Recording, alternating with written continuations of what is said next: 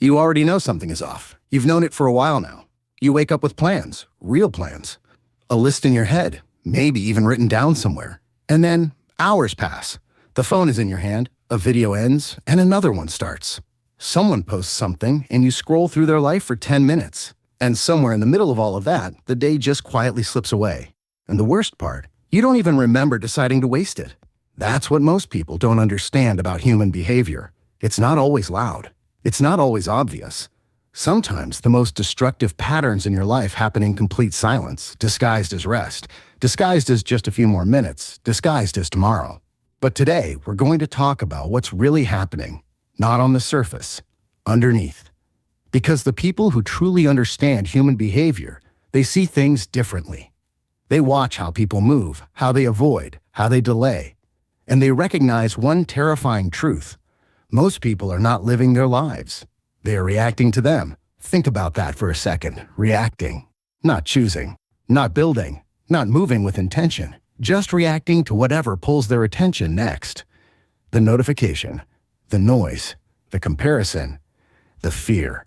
You see, the human mind was never built for the world we live in today. It was built for survival, for immediate threats, for quick rewards. And now it's been placed inside a world that offers infinite stimulation, infinite distraction, infinite ways to feel busy while doing absolutely nothing that matters. And the people who don't understand this, they become its victims. They scroll for hours and call it relaxing. They avoid hard tasks and call it waiting for the right moment. They watch someone else build something and feel that quiet sting of jealousy. And instead of letting it push them forward, they let it drag them deeper into comparison, deeper into doubt, deeper into that cycle of I'll start tomorrow. Tomorrow. That word has buried more potential than any failure ever could, because failure means you tried. Tomorrow means you didn't even begin. Here's what the psychology actually tells us. Procrastination is not a time management problem. It never was. It is an emotional regulation problem. People don't avoid tasks because they are lazy. They avoid tasks because those tasks make them feel something uncomfortable. Fear of failure, fear of judgment, fear that they will try and it still won't be enough.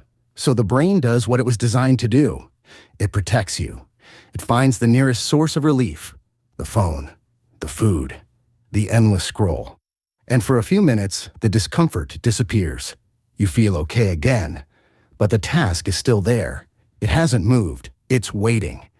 And every hour you spend avoiding it, the weight of it grows heavier. The guilt compounds. The pressure builds. And now you're not just avoiding the task anymore, you're avoiding the version of yourself that hasn't done it yet. You are running from your own reflection. That is how the loop tightens. And most people spend years, sometimes their entire lives, inside that loop. They become skilled at avoidance, experts at distraction, professionals at feeling almost ready but never quite starting. Does that sound familiar? Not because you are weak, not because something is wrong with you, but because no one ever taught you what is actually happening in your own mind.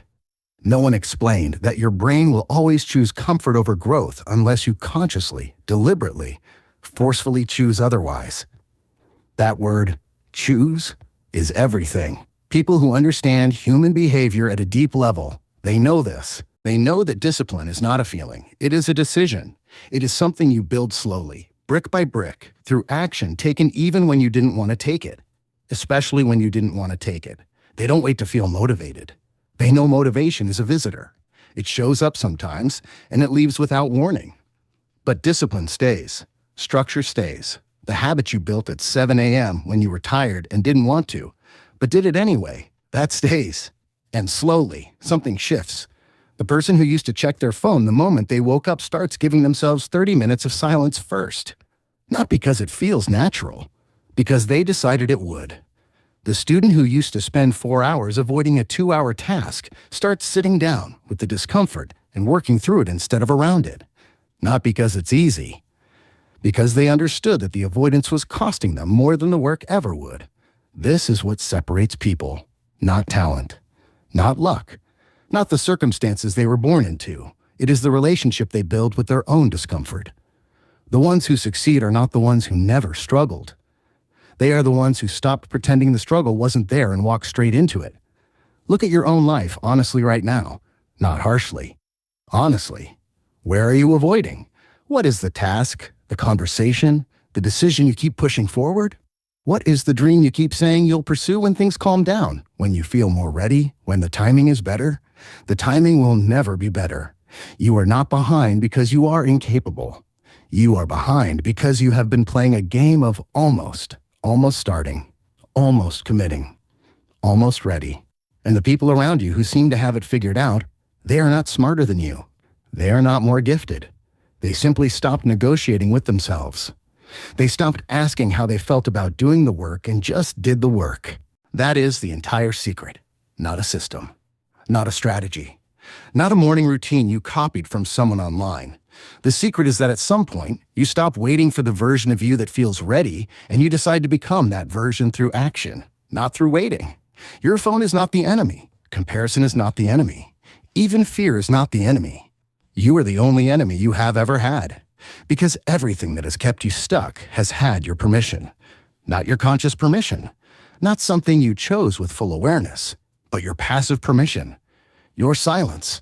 Your habit of letting things slide another day. That ends now. Not because I told you. Because something in you already knows. There's a part of you that is exhausted from the weight of undone things. A part of you that is tired of watching your own potential sit unused like a gift you were too afraid to open. Open it. Stop managing your avoidance and start confronting it. Stop organizing your distractions and start eliminating them. Stop designing the perfect plan and start executing an imperfect one. Do something today. One real thing. Not the easiest thing. The thing you have been avoiding. The thing that feels heavy. Sit with that heaviness. Work inside it. And when you get to the end of today and that thing is done, you will feel something that scrolling never gave you. You will feel like yourself again. That feeling. Chase that. Build a life around that. Let that become the thing your brain starts to crave instead of comfort and distraction. You are not born to scroll through other people's lives. You are not born to dream about your own from a distance.